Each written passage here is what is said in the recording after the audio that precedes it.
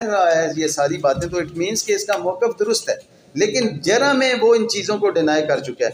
DW1 की जो जरा है उसमें मैंने उस पर स्टार्ट किया, सिर्फ to the point relevant question की मुख्तसर जरा करने की कोशिश की।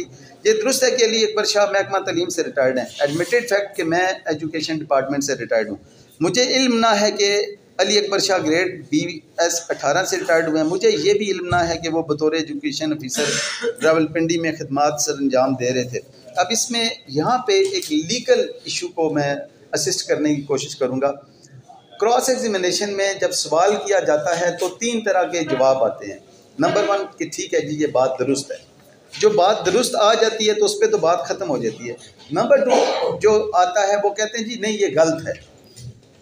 दुरुस्त और गलत जो है, वो गलत होना तो बिल्कुल नेगेटिव चला जाता है और दुरुस्त होना पॉजिटिव चला जाता है उस सवाल के। लेकिन यहाँ पे जो तीसरी कैटेगरी आती है वो आती है मुझे इल्म ना है। चौथी कैटेगरी आती है मुझे याद ना है। मुझे याद ना होना और मुझे इल्म ना होना, ये 2 मुख्तलिफ चीज़ें हैं। जहाँ तक याद ना होने का है कि हो सकता है ये काम उस वक्त हुआ हो, इस वक्त इसे भूल गया, और याद ना होना भी उस हद तक होता है जहाँ किसी एक आध को सवाल के जवाब में कहा हो याद ना है। लेकिन जहाँ पे मुसलसल ये कहना शुरू कर दे कि याद ना है याद ना है, तो उसकी क्रेडिबिलिटी पे और कानूनी शहादत के तहत क्या उस पर पूरा आता है कि इसका ज़हनी तवाज़न कैसा है, तो उसकी वैल्यू एविडेंस की ख़त्म हो जाती है। ऑनरेबल सुप्रीम कोर्ट ने इसमें फरमाया, मैं ऑनरेबल कोर्ट को इस पर प्रॉपरली जजमेंट से असिस्ट कर दूंगा। और इसमें जो अहम कैटेगरी जो मेरे केस में है, यहाँ पे याद ना होने का जिक्र नहीं, यहाँ पे जिक्र है मुझे इल्म ना है। मुझे इल्म ना होने से मुराद ये है कि ये बात तो है, बात तो ये दुरुस्त है, लेकिन इसको नहीं पता कि ये है कि नहीं है। यानी यहाँ पे उसको जवाब जो उनकी फेवर में था वो ये था कि वो कहते नहीं जी ये गलत है, वो एजुकेशन से रिटायर्ड नहीं है, वो BS 18 से रिटायर्ड नहीं है, वो एक मोजिज़ शहरी नहीं है, ये गलत है। फिर वो लेकिन उन्होंने ये कहा कि मुझे इल्म ना है। और इस पर ऑनरेबल सुप्रीम कोर्ट ने फरमाया क्रॉस एग्जामिनेशन के दौरान जो विटनेस ज़्यादातर सवालात के जवाबात इल्म ना होने की सूरत में देता है, इट मीन्स कि वो कंसीलमेंट ऑफ फैक्ट कर रहा है, और उसकी एविडेंस को भी वेटेज नहीं दी जाएगी डिसाइड करने के लिए कि वो झूठ बोल रहा है। अब इसमें इसके इल्म का ना होना आगे मैं ऑनरेबल कोर्ट को असिस्ट कर दूंगा कि वो कैसे प्रूव हो रहा है। अब इस पे मैंने अपनी क्रेडिबिलिटी के हवाले से, अपनी वैल्यू के हवाले से जितने सवाल किए, वो जो मेरा दावा था जिसमें उस सब के मुतालिक उसने कहा जी मुझे इल्म ना है। मुझे ये इल्म ना है कि वो मुख्तलिफ स्कूलों के बाद बैसीते हेड ऑफ डिपार्टमेंट भी रह चुके हैं कि नहीं। ये भी मुझे इल्म ना कि मुदई के गुज़श्ता 8 साल से मस्जिद के सदर हैं कि नहीं। मुझे इल्म ना कि मुदई गवर्नमेंट स्कूल में SMC मेंबर और जॉइंट अकाउंट होल्डर हैं कि नहीं। ये गलत है कि बाबत ग्रेड 18, बाबत एजुकेशन ऑफिसर, बाबत हेड ऑफ डिपार्टमेंट और बाबत ये मैंने सजेशंस तमाम एक में ही लिखा दी, SMC मेंबर और जॉइंट अकाउंट होल्डर के इल्म होने का जानबूझकर झूठ बोल रहा हूँ और अदालत से छुपा रहा हूँ। मुझे इल्म है कि मुद्दई के सैकड़ों शागिर्द मुख्तलिफ इदारों में अहम ओहदों पर जिम्मेदारियाँ सरअंजाम दे रहे हैं। यहाँ बात बड़ा इंपॉर्टेंट है, यहाँ पे चलें, बाकी तो सारे इल्म ना होने का मान लिया जा सकता है। ये एक लोकेलिटी के हैं, और ये कैसे मुमकिन है कि एक बंदा टीचर है, वो टीचिंग कर रहा है, हर सेशन में वो 100, 150, 200 स्टूडेंट्स को वो फ्री कर रहे हैं, तो उनके शागिर्द ना और मुख्तलिफ, यानी यहाँ से पता चलता है कि वो झूठ बोल रहे हैं। ये पेज नंबर 1 पे DW2 के जो एडमिशन्स हैं, मैं उन पे, वो एडमिशन्स बड़े इंपॉर्टेंट हैं, मैं उस पर उनसे असिस्ट करना चाहूँगा। ये पेज नंबर 1 पे है।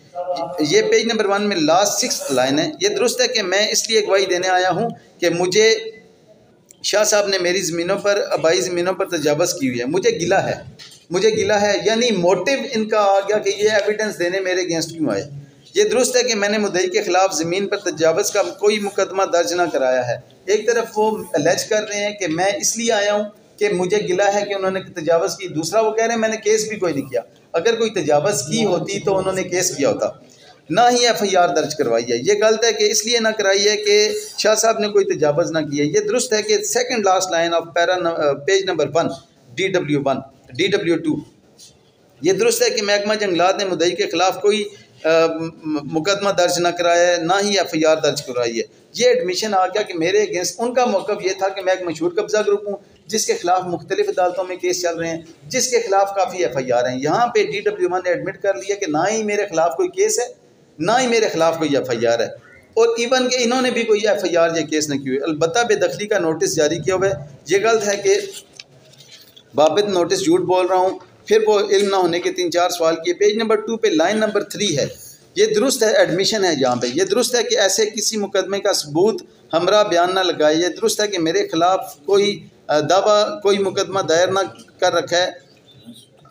ये दुरुस्त है कि मेरे खिलाफ यानी मैंने भी कोई इनके खिलाफ मुकदमा दायर नहीं किया। ये दुरुस्त है कि किसी दीगर शख्स के खिलाफ भी कोई मुकदमा ज़ेरे समाअत का मुझे ना। ये दुरुस्त है कि मैंने ये इल्ज़ाम लगाया कि शाह साहब ने मुद्दई को आप लोगों को मुद्दईयान ब्लैकमेल करने के लिए, ये मेरे अगेंस्ट उनका एक मौक़िफ़ था कि इन्होंने मुख्तलिफ़ लोगों के ख़िलाफ़ मुख्तलिफ़ अदालतों में केस कर चुके हैं और केस करके ब्लैकमेल कर रहे हैं। मेरा पूरी ज़िंदगी में, मेरी 74 साल उम्र में मेरा पहला केस है डेफेमेशन का। इसके अलावा कभी मुझे मुअज़्ज़ज़ अदालत में किसी काम के लिए किसी ना मुद्दई ना मुद्दा अलैह के तौर पे आना पड़ा, और इसको ये इन्होंने एडमिट कर लिया। यानी उनका ये जो मौक़िफ़ था कि मैं कब्ज़ा ग्रुप हूँ या मैं ब्लैकमेल करता हूँ या मेरे खिलाफ केसेस हैं, वो यहाँ से गलत साबित हो जाता है। मैंने ऑनरेबल कोर्ट को असिस्ट करना था इसमें, इस हवाले से ये साबित करना था कि जो उनका एलिगेशन है, जो उनकी खबर है, वो फॉल्स है, फ्रीविलेस है और डेफेमेटरी है।